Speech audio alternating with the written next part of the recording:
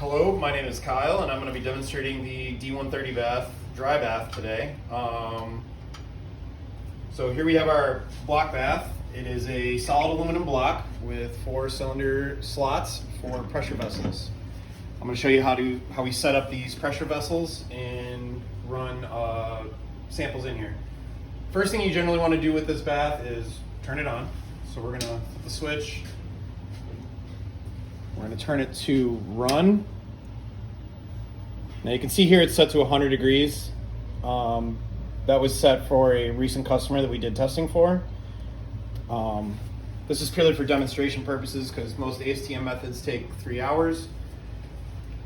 In this first vial here, I have measured out 30 milliliters of mineral oil. This is going to go into the pressure vessel directly. The purpose of the mineral oil is to transfer heat from the dry block through the vessel into the mineral oil and then into our test sample. The next thing I have is a sample from a customer. We're going to very carefully drop that down into the pressure vessel. In here I have a CuDDI strip sample. It's been freshly polished.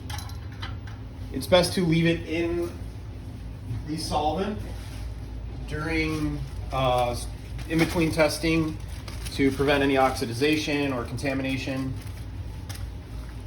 Here I have just a cotton pad. All right, so I'm going to take the lid off. Cotton pad in one hand. I'm going to use forceps.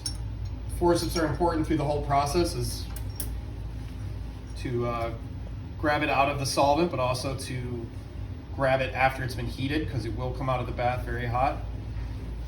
And I'm going to use this swab to thoroughly dry and remove all solvents to prevent contamination of the sample. Rub it pretty vigorously.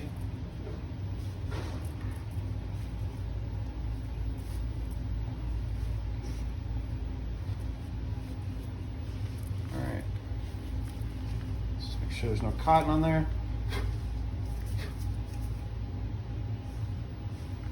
Okay. Now I'm going to tilt it at a slight angle to prevent it from breaking the sample tube inside. I'm just going to let it slide in. Then I'm going to put my lid on, screw it down until the rubber O-ring is engaged, creating a seal. I'm going to lower it into the block. Close it. Now, this is purely for demonstration purposes. Typically, you would want this preheated to your desired temperature before you lower your sample in. Then you would set your timer, depending on what your test method is, and come back. Generally, when we do this, we set a timer for 10 minutes earlier than the test is going to be done because we want to make sure we're prepared with all of our test apparatus pieces here so that we are prepared to take it out, clean it, and then it goes towards a CuDDI for testing. Thank you so much. That's all I got. Have a great day.